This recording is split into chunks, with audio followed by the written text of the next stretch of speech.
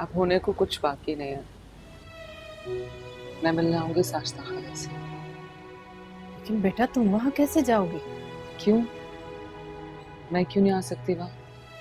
देखो बेटा, तुम्हारा वहां जाना मुनासिब नहीं है। और फिर ऐसे मामलात में तुम, जाहिर है तुम वहां जाओगी तो आहत का भी सामना होगा, और मैं नहीं चाहती फिर से कोई बात उछले। है तौबा तौबा। ये मैं क्या सुन रही हूँ शहनाज? अरे शहनाज, तुम अपनी बेटी के साथ किस तरह की बातें कर रही हो? तौबा तौबा तौबा तौबा। आज तक तो ना कभी देखा ना सुना कि माँ खुद अपनी बेटी के याराने लगाए। शर्म का मकाम है, डूब मरने का मकाम है ये। नहीं नहीं, मैं तो कुछ भी नहीं कह रही थी। मैं तो बस इसे बात हो रही थी ना, तो मैंने सुन ली।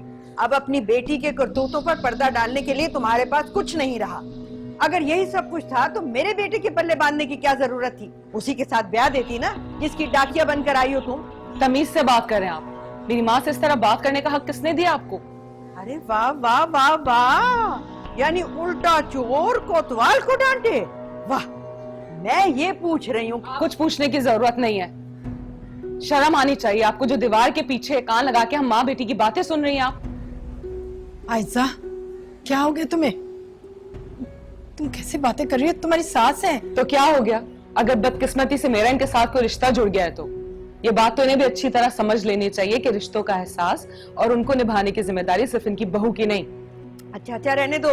वो जो माएँ होती है ना, असल माएँ, वो अपनी बेटियों को घुट्टी में डाल कर पिलाती हैं कि अगले के घर जाना है तो किस तरह से रहना है, अपने ससुराल की इज्जत कैसे करनी है। ऐसी होती है लड़कियां। तौबा। अब कुछ नहीं होने वाला। अब जो कुछ होगा वो इसका शौहर आएगा तो करेगा, और मैं भी देखती हूँ कितने दिन टिकती है ये यहाँ।